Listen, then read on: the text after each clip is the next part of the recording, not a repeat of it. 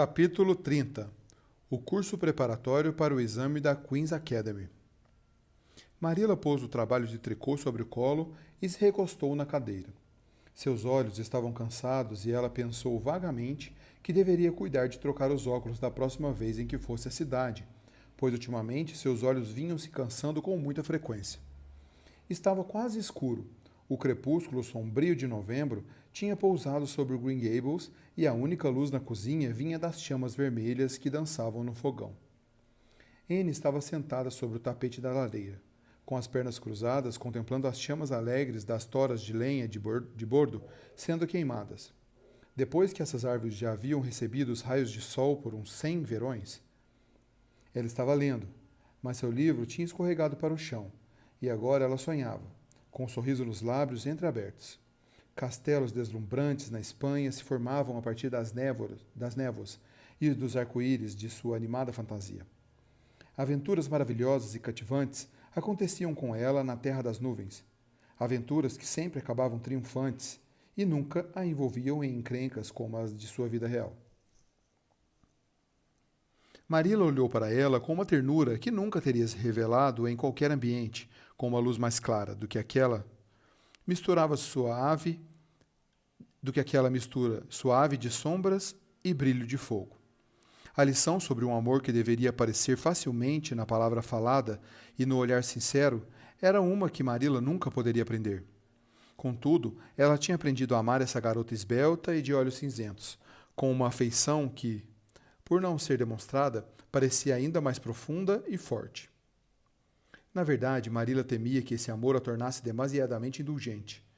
Tinha uma sensação incômoda de que era quase um pecado ter, por uma criatura humana, um sentimento tão imenso como o amor que nutria por Anne.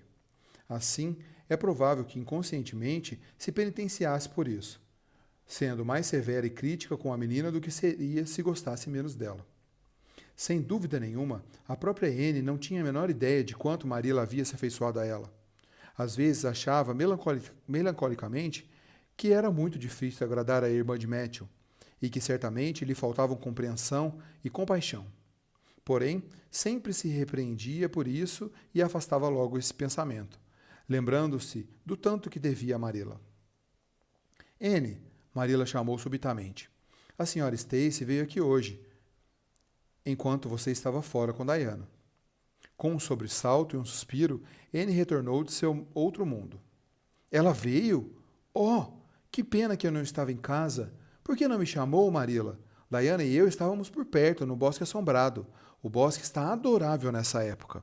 É como se todas as pequenas partes dele, a samambaia, as outras plantas macias e lustrosas como o cetim, aquelas frutinhas pequenininhas, tivessem ido dormir, como se alguém tivesse coberto tudo com um manto de folhas, para ficarem assim, até a primavera.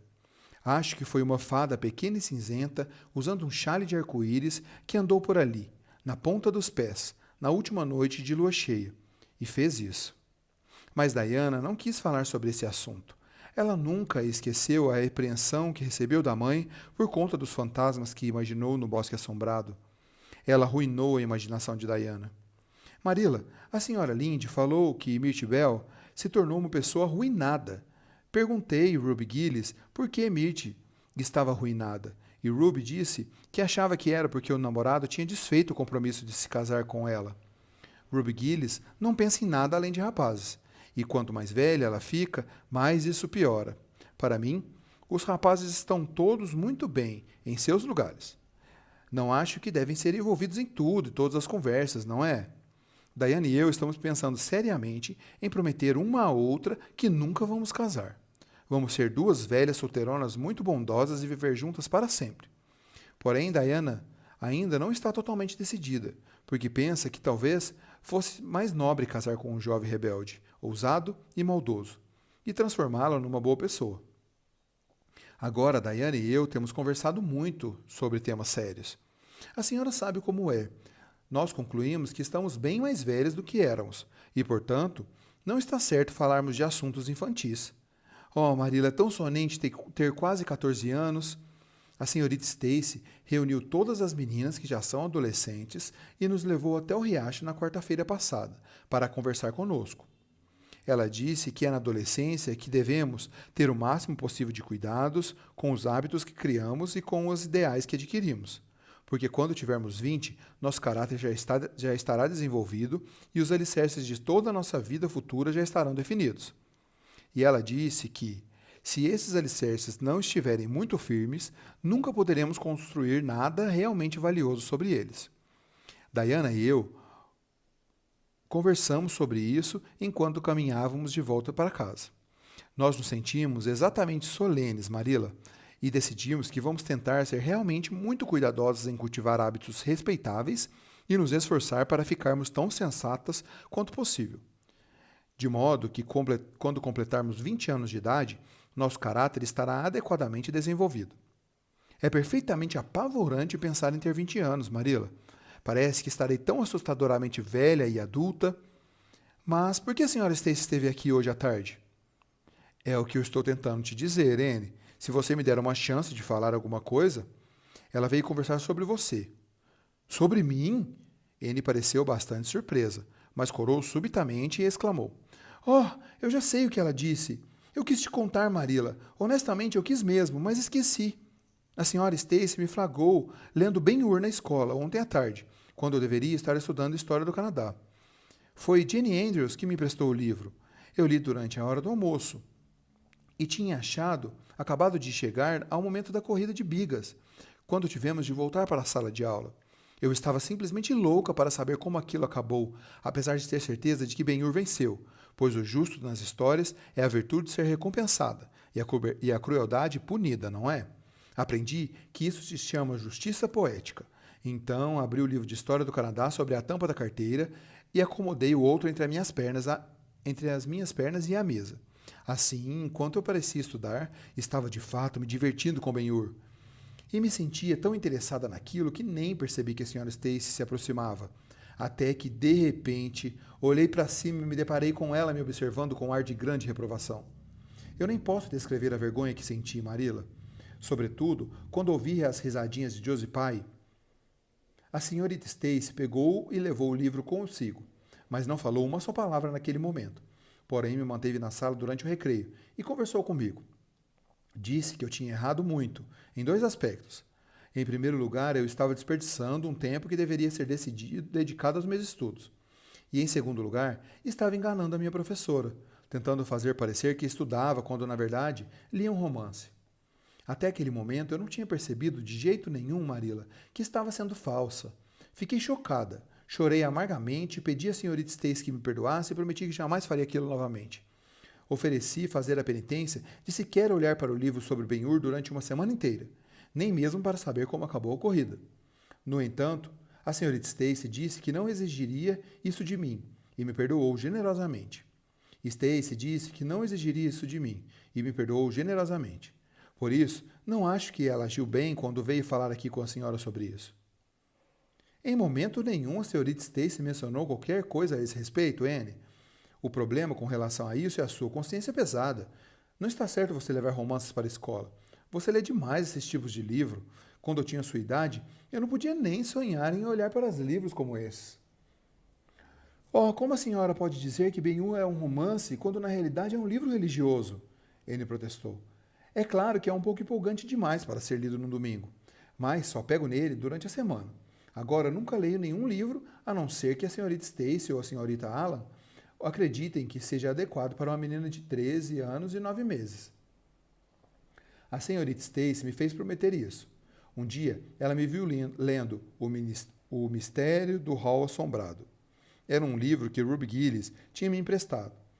E Marilla, ele era tão fascinante e ao mesmo tempo tão arrepiante que fez meu sangue gelar nas veias. Mas a senhorita Stacy falou que é um livro muito tolo e nocivo e me pediu para interromper a leitura e não ler mais nenhum que fosse desse tipo. Não me importei de prometer que não ia ler mais nenhum livro parecido, mas foi angustiante devolver aquele sem saber o final da história. Porém, o meu amor pela senhorita Stacy passou no teste e eu resisti. É realmente maravilhoso, Marilla, o que somos capazes de fazer quando estamos verdadeiramente ansiosos para agradar uma pessoa. Bom, acho que vou acender a lamparina e continuar o meu tricô, disse Marilla. Estou vendo claramente que você não quer ouvir o que a senhorita Stacy tinha a dizer, mas está mais interessada no som da sua própria voz do que em qualquer outra coisa. Oh, não, Marilla, eu quero muito ouvir o que ela disse, Anne exclamou pesarosa. Não vou dizer mais nenhuma palavra, nenhuma. Sei que falo demais, mas estou me esforçando muito para mudar isso. E embora eu fale tanto ainda assim, se a senhora soubesse quantas coisas eu tenho vontade de dizer, mas eu não digo, me daria algum crédito. Por favor, fale, Marilla. Bem, a senhorita Stacy quer organizar um curso preparatório para os alunos mais avançados que desejam estudar para o exame de admissão da Queen's Academy. Ela pretende dar aulas extras durante 1 hora depois das aulas regulares. Então veio perguntar a Matthew e a mim se gostaríamos que você participasse desse curso. O que você acha disso, Anne? Gostaria de estudar na Queen's e se tornar uma professora? Oh, Marilla! Anne se ajoelhou e juntou as palmas das mãos. Esse tem sido o meu sonho, o sonho de uma vida.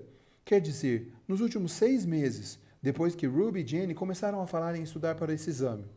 Mas não falei nada sobre isso porque achei que seria totalmente inútil. Eu adoraria ser professora, mas é terrivelmente caro. Sr. Andrews falou que pagou uma fortuna para a Prissy estudar lá, e ela nem é ruim em geometria. Você não precisa se preocupar com isso, Anne. Quando Matthew e eu decidimos te criar, resolvemos também que faríamos o melhor que pudéssemos por você e para te dar uma boa educação. Acredito que uma menina deve se preparar para ganhar o seu próprio sustento, precisando ou não. Enquanto Matthew e eu estivermos aqui, você sempre terá um lar em Green Gables, mas ninguém sabe o que vai acontecer neste mundo incerto. Portanto, é melhor estar bem preparada. Assim, você pode participar do curso da senhorita Stacy se quiser. Oh, Marilla, obrigado. Anne abraçou a cintura de Marilla e olhou seriamente para seu rosto. Sou extremamente grata, senhora, e a Matthew. E vou estudar o máximo que puder e me esforçar muito para merecer tudo isso. Só peço que não esperem muito de mim em geometria. Em qualquer outra matéria, acho que posso me sair bem, se trabalhar duramente. Ouso dizer que vai ser suficientemente bem-sucedida. A senhorita Stacy afirmou que você é inteligente e estudiosa. Por nada nesse mundo, Marilla contaria a Anne exatamente o que a senhorita Stacy tinha falado a seu respeito. Seria estimular a vaidade da menina. E não há necessidade de chegar ao extremo de se matar de tanto estudar.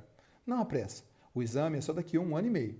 Mas a senhorita Stacy acha melhor começar desde já, para garantir que vocês estejam totalmente bem preparados. A partir de agora, eu vou ter mais interesse nos meus estudos do que nunca, disse Anne alegremente, porque eu já tenho um propósito na vida. O Sr. Alan diz que todos nós precisamos ter um propósito na vida e persegui-lo fielmente. Porém, ele fala que devemos primeiro ter certeza de que é um propósito digno. Eu diria que é um propósito digno querer ser uma professora como a senhorita Stacy, não é, Marilla? Eu acho que é uma profissão muito nobre. A classe de preparação para o exame foi organizada em seu devido tempo. Gilbert Blythe, Anne Shirley, Ruby Gillis, Jenny Andrews, Josie Pye, Charles Lowen e Moody Spurgeon foram inscritos para participar. Diana Barry ficou fora do curso, porque seus pais não tinham a intenção de enviá-la para Queen's. Para Anne, isso significou nada menos do que uma calamidade. Nunca, desde a noite em que Minnie May teve difteria, ela e Diana ficaram separadas em nenhum acontecimento. Na primeira vez em que a turma de estudos para Queen's permaneceu na escola e Anne viu Diana sair lentamente com os outros alunos para voltar para casa sozinha, caminhando ao longo da trilha das Bétulas e do Vale das Violetas, ela precisou se esforçar muito para permanecer em seu assento, em vez de ceder ao impulso de sair correndo atrás da amiga. Sentiu um nó na garganta e escondeu apressadamente o rosto atrás do livro de gramática do latim para ocultar as lágrimas. De forma nenhuma, Anne permitiria que Gilbert Blythe ou Josie Pye vissem aquelas lágrimas. Oh, Marilla, quando ouvi Diana sair sem mim, senti que havia provado a amargura da morte, como o Sr. Alan disse em um de seus sermões no domingo. Disse Anne tristemente naquela noite. Pensei em como seria esplêndido se Diana também estivesse se preparando para o exame. Mas, como a Sra. Lynde costuma dizer, não podemos ter coisas perfeitas nesse mundo imperfeito. Às vezes, a Sra. Lynde não é exatamente uma pessoa confortadora, mas não tenho dúvida de que muitas das coisas que ela fala são realmente adoráveis e verdadeiras. E acho que essas aulas extras vão ser muito interessantes. Jenny e Ruby só querem ser professoras. Essa é a mais alta ambição delas. Ruby diz que só vai lecionar por 2 anos, após se formar pela academia. pretende se casar depois disso. Jane fala que vai devotar sua vida toda ao ensino e que nunca vai se casar, porque quando você leciona, você é paga para isso. Mas o marido jamais vai pagar nada para você fazer os trabalhos domésticos e ainda vai achar ruim se você lhe pedir parte dos lucros que conseguirem com as vendas dos ovos e manteiga. Suponho que Jane diga isso por causa da sua triste experiência, já que a senhora Lynde afirma que o pai dela é um velho extremamente rabugento e sovina.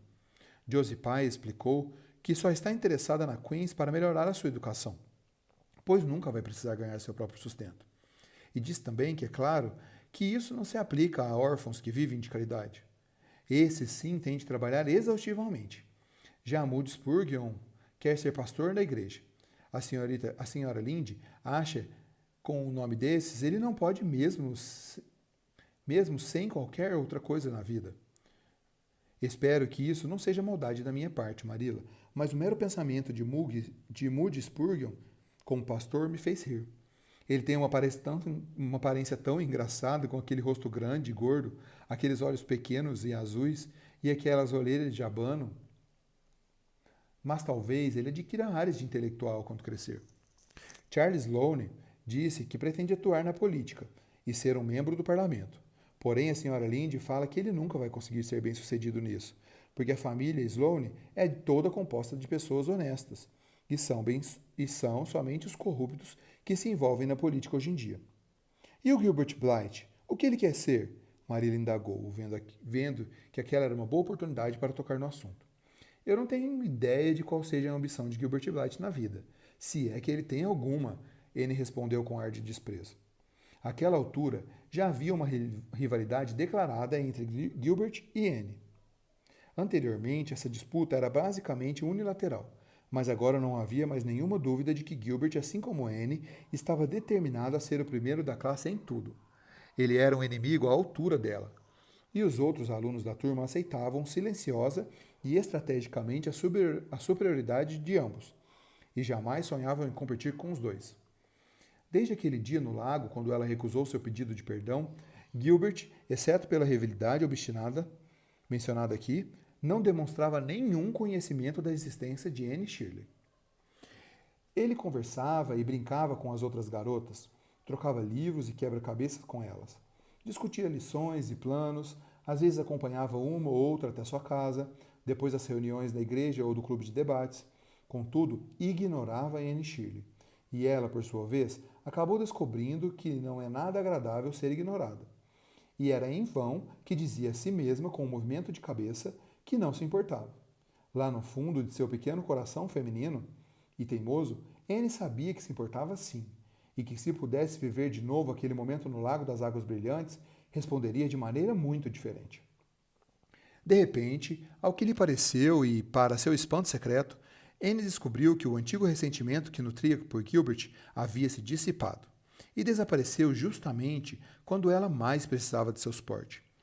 Assim, foi em vão que ela se lembrou de todos os incidentes e emoções da ocasião inesquecível em que ele a ofendeu e tentou sentir a velha e gratificante raiva, pois aquele dia no lago tinha testemunhado a última manifestação de sua mágoa. Por fim, e tarde demais, Anne se deu conta de que, sem perceber, havia perdoado e esquecido o que Gilbert tinha feito no passado. Pelo menos, nem ele nem ninguém, nem mesmo Diana, jamais suspeitaria do quanto ela estava arrependida e do quanto desejava não ter sido tão orgulhosa e má. Decidiu então cobrir os seus sentimentos com o manto do esquecimento. E é possível dizer aqui e agora que ela fez isso tão bem que Gilbert, que provavelmente também não era tão indiferente quanto parecia, não pôde se consolar com qualquer crença de que Anne se importava com seu desprezo vingativo. O único consolo que ele tinha era que ela também esnobava Charles Sloane, impiedosa e continuamente, sem que ele merecesse. Com exceção disso, o inverno passou em uma sequência de deveres e estudos agradáveis. Para Anne, os dias transcorreram com uma contas douradas no colar do ano. Ela estava feliz, ansiosa e interessada. Havia lições a serem aprendidas e honras a serem obtidas, livros deliciosos a serem lidos, novas peças a serem praticadas para o coro da escola dominical e tardes agradáveis de sábado com a senhora Allan na casa paroquial. Então, Quase antes que Anne percebesse, a primavera chegou novamente a Green Gables. E mais uma vez o mundo inteiro estava florido. O interesse pelos estudos arrefeceu um pouco. Os alunos que se preparavam para o exame da Queen's, deixados para trás na escola, enquanto os outros se dispersavam nas veredas verdes dos bosques, com árvores cobertas de folhas nas trilhas que cruzavam os prados, olhavam desejosos pela janela e descobriram que os verbos do latim e os exercícios de francês tinham de algum modo perdido o sabor e o charme que possuíam nos meses gelados de inverno. Até mesmo Anne e Gilbert já não se dedicavam tanto quanto antes. Portanto, professora e alunos ficaram igualmente felizes quando o período letivo terminou, e os dias alegres de férias se apresentaram promissores diante deles. Vocês fizeram um bom trabalho este ano, a senhorita Stacy falou na última tarde de aula. Agora merecem umas boas e divertidas férias. Aproveitem a vida ao ar livre e o máximo que puderem, e acumulem saúde, vitalidade e ambição para enfrentar o próximo ano, que, como sabem, vai ser o mais difícil, já que é o último ano antes do exame. Vai continuar conosco no ano que vem, senhorita Stacy? Josie Pye perguntou. Josie Pye nunca hesitava em fazer perguntas. Nesse aspecto, o resto da classe era grato a ela, já que nenhum dos outros alunos ousaria indagar isso à senhorita Stacy. Entretanto, todos queriam saber sua resposta, pois correram por toda a escola e, por um bom tempo, rumores alarmantes de que ela não voltaria no ano seguinte. Diziam que a senhorita Stacy havia recebido uma proposta de trabalho em uma escola nova, em seu distrito natal, e que tinha a intenção de aceitar. Os alunos do curso preparatório esperaram em silêncio e ansiosamente pela resposta. Sim, eu acho que sim, disse a professora. Considerei lecionar em outra escola, mas decidi voltar para Avonlea. Na verdade, eu fiquei tão interessada em meus alunos daqui que concluí que não poderia deixá-los. Então, vou ficar e acompanhar vocês até o final. Viva! Moody Spurgeon exclamou. Nunca antes Moody Spurgeon havia se deixado levar tão espontaneamente por seus sentimentos. E durante uma semana, ele corava desconfortavelmente toda vez que se lembrava daquele momento. Oh, estou tão contente, ele falou com os olhos brilhando. Querida senhorita Stacy, simplesmente seria horrível se a senhora não voltasse.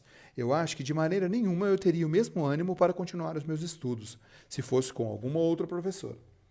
Quando chegou a Green Gables naquele dia, Anne colocou todos os seus livros dentro de um baú velho que ficava no sótão e, depois de trancá-lo, jogou a chave na arca onde os cobertores eram guardados. Não vou sequer olhar para nenhum livro de estudos durante as férias, disse a Marilla. Eu me dediquei o máximo que pude durante todo o tempo. E me devotei à geometria até saber de cor cada teorema do primeiro livro, mesmo com as letras trocadas. Estou me sentindo cansada de tudo que é sensato e vou deixar a minha imaginação solta nas férias. Oh, a senhora não precisa ficar alarmada, Marilla. Só vou deixar isso acontecer dentro dos limites razoáveis. Porém, quero me divertir bastante e ter muitos momentos alegres neste verão, porque pode ser meu último verão como menina. A senhora Lynde falou que se eu continuar esticando no ano que vem, na mesma proporção que cresci nesse ano, logo vou ter de usar saias mais compridas. E disse também que estou me tornando toda pernas e olhos. Ora, quando eu passar a usar saias mais compridas, vou sentir que tenho de agir em conformidade com elas e ser muito digna. Receio que nem vou poder mais acreditar em fadas, e por isso vou acreditar nelas com todo o meu coração nessas férias. Penso que elas vão ser ótimas. Ruby Gillis vai dar uma festa de aniversário daqui a pouco tempo, e além disso, vamos ter o piquenique da escola dominical e o concerto dos missionários no próximo mês. E a senhora Barry disse que qualquer dia desses vai nos levar, Diana e eu, para almoçar no hotel de White Sands. Sabe, Marilla, lá eles almoçam no final da tarde. Jenny Andrews esteve nesse hotel uma vez, no verão passado, e me contou que foi deslumbrante ver as luzes elétricas acesas, as flores e todas as hóspedes usando os vestidos maravilhosos. Ela disse que foi seu primeiro contato com a vida luxuosa e que vai lembrar daquilo até o dia de sua morte. A senhora Lynde fez uma visita na tarde seguinte para saber por que Marilla não tinha ido à reunião da Sociedade de Ajuda na quinta-feira. Quando Marilla não comparecia a uma dessas reuniões, todos sabiam que havia algo de errado em Green Gables.